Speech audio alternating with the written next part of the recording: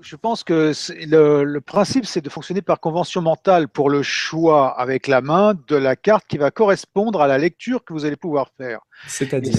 C'est-à-dire que vous avez une approche radiesthésique de la carte que vous allez choisir, c'est ce Mhm. qu'on appelle la main.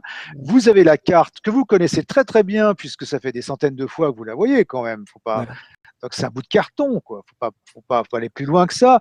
Vous la connaissez très bien, mais vous allez voir quelque chose et votre œil, ce jour-là, va commencer à lire, Mhm. faire un chemin et va dire, vous voyez la symétrie là dans le 2-2 coupe, par exemple le 2-2 coupe, qui est très intéressant, qui montre l'union théoriquement de deux coupes, mais en même Ouais. temps, alors vous avez les dauphins qui se rejoignent. Mhm. Donc vous avez, quand on parle de l'amour, et puisque la coupe c'est le symbole de l'amour, vous avez donc deux personnes. Alors vous avez la dissymétrie, vous allez pouvoir lire la dissymétrie, vous allez pouvoir lire l'agencement des dauphins qui sont au-dessus, vous allez pouvoir lire l'importance des deux.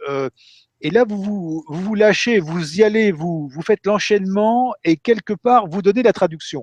Alors, vous avez ça aussi dans le marteau ou même dans le convert classique qui a été édité par Mhm. Scarabeo, qui n'est plus édité. Donc, si... Je suis pas un fan du convert.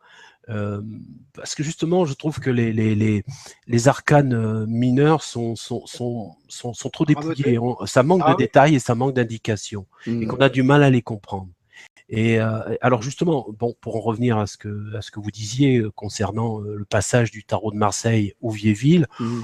pas vraiment, il y a pas une grosse adaptation. Par contre, ce qui va être Oui. formidable, c'est que vous allez avoir dans les mineurs, vous allez pouvoir commencer à comprendre les mineurs.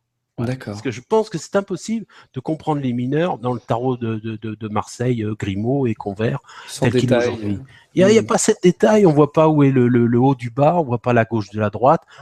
Moi, je crois qu'on ne peut pas arriver à décrypter les mineurs. Et c'est pour ça qu'aujourd'hui, on trouve de plus en plus de jeux de tarot qui ne comportent que 22 arcanes majeures.